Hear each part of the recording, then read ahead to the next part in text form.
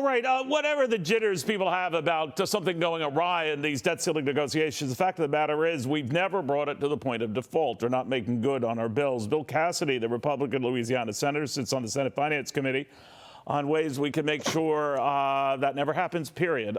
He's kind enough to join us. Senator, where do you think things stand right now? Well, the president needs to step up. I'll just say that. House Republicans have put a deal on the table. The president may not like it. Counter with the deal.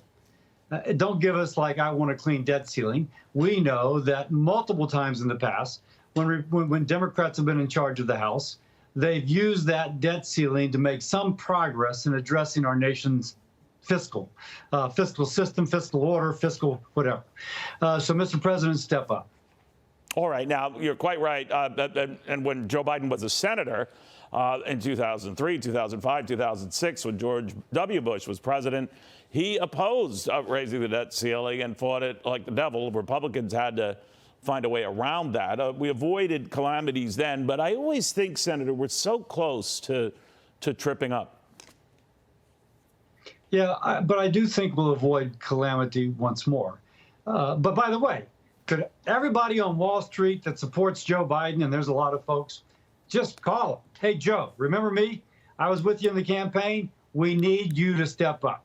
I think the American people making clear their concern could make a big difference here. And of course, call your congressman too. Call your congresswoman. But I do think the president needs to show some leadership. And that's why I press on the president. All right. Now, one of the things that Republicans have been pushing for is to put a lid on spending, only to no more than 2% increases for years to come. Others have said that's unrealistic and that in inflation terms, it's really like cuts. Democrats are saying, no way we'll go with that. What do you think? Well, of course, what the Democrats are saying is a decrease in the rate of growth. The president's proposal for the budget is a tremendous rate of growth. So if all you're doing is decreasing the rate of growth, that's actually different than decreasing in absolute terms. But I will say there's some low-hanging fruit the president could offer. There is about $500 billion he is proposing for student loan forgiveness. Now, Neil, keep in mind we already have programs that if you lose your job, if you become disabled, if you don't make very much money, you already get relief or forgiveness of your student loan. That's already in place.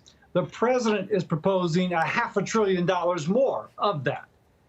Now, so on top of that, which we already have, low-hanging fruit would be for the president to say, hey, guys, just like I think the U.S. government should pay its debt that it's taken on willingly, those people who actually can afford to pay should pay the student loan debts they've taken on willingly.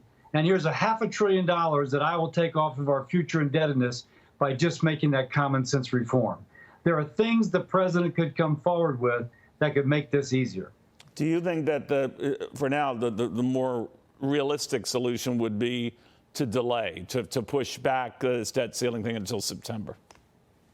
Well, I'm going to support McCarthy. Now, if you told me that they agreed to a 2-week, a 3-week, or maybe even a 2-month, 3-month delay, I would accept that. Right. But it has to have a different dynamic. The president could have engaged in this sometime before, and he just keeps on repeating like a mantra, give me a clean debt ceiling. I'm not going to otherwise do anything. I really think President Biden is looking for a campaign issue, not to be the leader of the United States. He would love to campaign against irresponsible Republicans. Mr. President, you need to be a leader, not just somebody running for re-election. You should hear what he says about you guys, Senator. We'll see how it all sorts out. Senator Bill Cassidy, beautiful state of Louisiana, and hopefully he's right. Cooler heads prevail. And maybe we push this back a little bit, but something does eventually get done.